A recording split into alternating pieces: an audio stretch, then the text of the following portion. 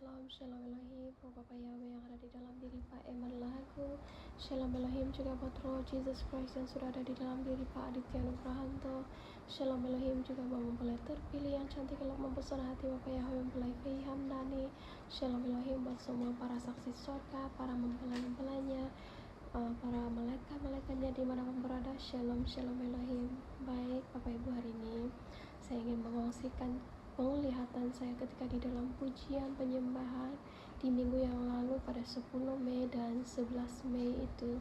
Jadi penglihatan saya yang pertama itu ialah pada malam 10 Mei ketika kita lagi di dalam pujian sembah itu, saya melihat roh saya keluar berputar-putar lalu berubah memakai gaun putih, gaun tradisional Hanfu China, lalu menari-nari dan bersujud di hadapan Bapa.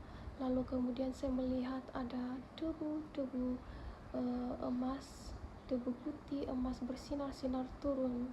Lalu kemudiannya penglihatan saya yang kedua itu, sekali lagi saya melihat roh saya keluar dari tubuh lalu berputar-putar lalu menari-menari. Dan pada waktu itu puji-pujian yang dibawa oleh malaikat Triana, dia mengatakan untuk memerangi, untuk memutuskan segala rantai-rantai belenggu-belenggu yang mengikat segala akal logika manusia. Lalu dengan iman saya memutuskan satu rantai yang mengikat saya dengan batu. Berkali-kali saya menghantarkan batu itu pada rantai yang mengikat saya, dan saya sangat struggle ya Bapak Ibu. Lalu kemudiannya saya menggunakan pedang lagi untuk memutuskannya, baru terlepas. Dan waktu itulah saya melihat taburan debu emas, debu putih, tembaga bersinar-sinar. Lalu saya lihat saya berubah menunggang kuda dengan diperlengkapi dengan baju zirah dari atas kepala sampai ke ujung kaki, dan pedang di pinggang saya itu, dan kuda itu naik ke awan. Dan penglihatan itu berubah sekali lagi, saya bersujud di hadapan Tuhan Yesus, dan Tuhan Yesus itu berdiri di hadapan saya. Dan waktu itu dia menunggu untuk saya berbicara, berinteraksi dengannya. Lalu saya berinteraksi dengannya secara jujur ya Bapak Ibu. Saya katakan, Tuhan, saya tidak mau berpura-pura bahwa saya baik-baik sahaja, karena di hadapan-Mu tidak ada sesuatu pun yang tersembunyi, bahwa mengikut Engkau, mengikut jejak-Mu, mengikut saling menyangkal diri, membayar harga itu sangat sakit bagi daging ini. Tetapi saya mau tetap taat dan memilih untuk mengikuti jejak-Mu. Mampukan saya di dalam ketidakmampuan saya. Saya katakan seperti itu di hadapan Tuhan. Lalu Tuhan Yesus menjawab singkatnya, segala sesuatu yang terjadi itu ada tujuannya untuk membentukmu, katanya. Lalu saya lihat hatinya yang jernih, translusennya. Saya melihat hatinya yang jernih itu, dan saya mengimani, saya menerima hatinya itu menyatu di dalam hati saya. Dan saya juga meminta peneguhan Bapa Surgawi tentang penglihatan ini, dan ia menyatakannya, mengartikannya seperti ini. Ya, dan Bapak Ibu, saya juga ingin menyampaikan mengenai rantai yang saya putuskan ketika di dalam penglihatan itu adalah, saya transparan saja, ialah tentang keterikatan dunia kedagingan.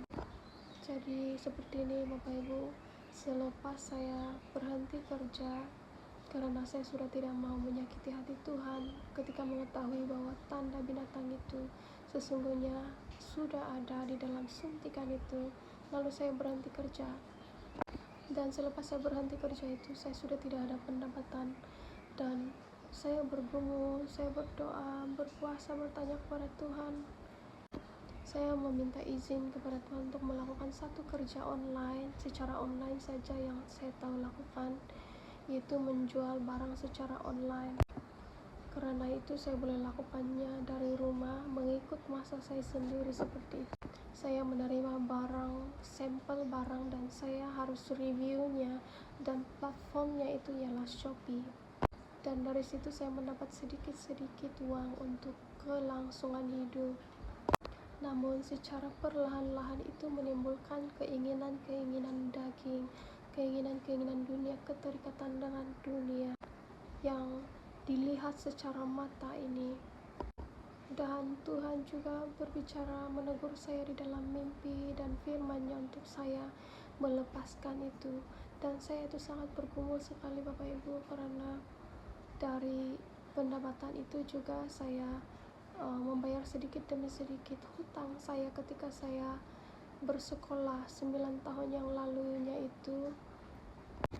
Dulunya saya sekolah beauty, sekolah kecantikan, dan itunya dibiayai oleh kerajaan, lalu saya harus membayarnya kembali. Jadi saya bergumul sekali dan saya struggle untuk melepaskan. Jadi di dalam pergumulan itu Tuhan memberikan saya mimpi di mana saya melihat Pak Aditya Nugrahanto, yaitu Tuhan Yesus Kristus itu sendiri ya. Dia menegur saya, mengatakan kalau saya masih terikat dengan kedagingan, keinginan-keinginan dunia, saya tidak akan lolos masuk kerajaan 1000 tahun. Jadi selepas saya bangun daripada tidur itu, saya takut sekali Bapak Ibu. Saya takut sekali, saya memohon pengampunan di hadapan Tuhan. Saya menangis beberapa waktu itu, saya takut sekali. Tetapi takut itu ialah takut yang membawa kepada pertobatannya, karena Tuhan Yesus itu pribadinya sangat pengasih. Ketika di dalam pujian penyembahan itu saya berinteraksi dengannya, saya merasakan kasihnya luar biasa, lemah lembut, tetapi dia juga sangat tegas Bapak Ibu.